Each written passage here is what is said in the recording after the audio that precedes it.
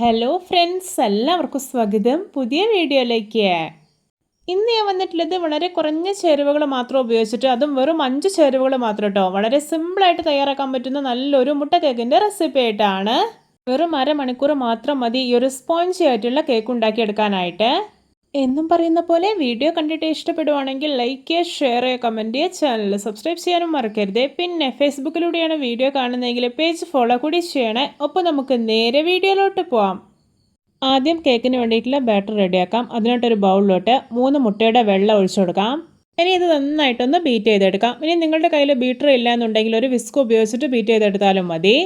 ഇപ്പോൾ കണ്ടോ, മുട്ടയുടെ വെള്ളം നോക്കിയാൽ നല്ല പോലെ പതഞ്ഞ് പൊങ്ങി വന്നിട്ടുണ്ട്. ഇനി ഇതിലോട്ട് മധുരത്തിന് ആവശ്യമായിട്ടുള്ളൊരു 1/2 ഗ്ലാസ് പഞ്ചസാര ഇട്ട് കൊടുക്കാം. എന്നിട്ട് വീണ്ടും ബീറ്റ് ചെയ്തെടുക്കാം.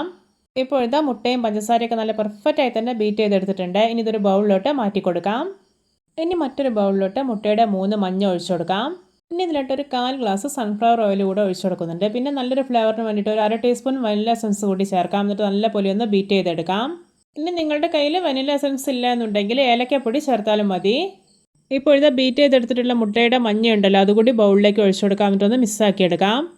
ഇനി ഇതിലോട്ട് മൈദ ചേർക്കാം. ഞാനിവിടെ ഈ ഒരു ഗ്ലാസ്സിൽ 1 ഗ്ലാസ് മൈദയാണ് ചേർത്തിട്ടുള്ളത്. എന്നിട്ട് വീണ്ടും മിക്സാക്കിയെടുക്കാം. ഇപ്പോൾ ഇത് നമ്മുടെ കേക്കിൻ്റെ ബാറ്റർ ഇവിടെ പെർഫെക്റ്റ് ആയിട്ട് മിക്സാക്കി എടുത്തിട്ടുണ്ട്. ഇനി ഇതൊരു കേക്ക് ടിന്നിലേക്ക് ഒഴിച്ചു കൊടുക്കാം. ഈ ഒരു കേക്ക് ടിന്നിൽ ഞാൻ നന്നായിട്ടൊന്ന് ഓയിൽ സ്പ്രെഡ് ചെയ്തതിന് ശേഷം ഒരു ബട്ടർ പേപ്പർ വെച്ച് കൊടുത്തിട്ടുള്ളതാണ്. ഇനി ഇതൊന്ന് ടാപ്പ് ചെയ്ത് കൊടുക്കാം. എന്തെങ്കിലും ബബിൾസ് ഒക്കെ ഉണ്ടെങ്കിൽ അത് പോയിക്കോളും. ഇനി കേക്ക് ബേക്ക് ചെയ്തെടുക്കാം. അതിനായിട്ട് ഞാനിവിടെ ഒരു കടായി ഒരു 10 മിനിറ്റ് പ്രീഹീറ്റ് ചെയ്തെടുത്തിട്ടുണ്ട്. ഇനി ഒരു കേക്ക് ടിന്ന് ഇതിലേക്ക് ഇറക്കി വെച്ച് കൊടുക്കാം. ശേഷം ഇത് അടച്ചു വയ്ക്കാം. ഇനി ഇതൊരു മീഡിയം ഫ്ലെയിമിൽ വെച്ചിട്ട് അരമണിക്കൂറാണ് ബേക്ക് ചെയ്തെടുക്കേണ്ടത്. ഇപ്പോൾ ഇത് അരമണിക്കൂറായിട്ടുണ്ട്. കേക്ക് എന്തായെന്ന് തുറന്നു നോക്കാം. ഇത് നമ്മുടെ രുചികരമായിട്ടുള്ള നല്ല സ്പോഞ്ചി ആയിട്ടുള്ള മുട്ട കേക്ക് റെഡി. നോക്കി കാണുമ്പോൾ തന്നെ കൊതി വരുന്നില്ലേ? ഇനി ഇതിൻ്റെ ചൂടൊക്കെ ഒന്ന് പോയതിനു ശേഷം ഇതുപോലൊരു പ്ലേറ്റിലോട്ട് കമഴ്ത്തി നോക്കാം. ശേഷം ഈ ഒരു ബട്ടർ പേപ്പർ എടുത്തു മാറ്റാവുന്നതാണ്. നിങ്ങൾക്കിത് കാണുമ്പോൾ തന്നെ മനസ്സിലാവുന്നില്ലേ എന്തോരം സ്പോഞ്ചി ആയിട്ടാണ് ഇരിക്കുന്നതെന്ന്? ഇനി നമുക്കിതൊന്ന് മുറിച്ച് നോക്കാം. കണ്ടോ, നല്ല പഞ്ഞിക്കെട്ട് പോലെയാണ് ഇരിക്കുന്നത്. എന്തൊരു ടേസ്റ്റാണെന്നറിയോ ഇത് കഴിക്കാൻ. അപ്പോൾ ഓവനൊന്നുമില്ലാതെ വെറും ഒരു കടായിൽ വെറും 5 ചേരുവകൾ മാത്രം ഉപയോഗിച്ചിട്ട് എത്ര സിമ്പിളായിട്ടാണല്ലേ നമ്മൾ ഈ ഒരു മുട്ടക്കേക്ക് ഉണ്ടാക്കിയെടുത്തിട്ടുള്ളത്. അപ്പോൾ ഇനി ബേക്കറികളിലൊന്നും പോയിട്ട് മുട്ടക്കേക്കൊന്നും വാങ്ങേണ്ട ഒരു ആവശ്യമില്ല. നമ്മുടെ വീട്ടിൽ തന്നെ എളുപ്പത്തിൽ ഉണ്ടാക്കിയെടുക്കാവുന്നേ ഉള്ളൂ.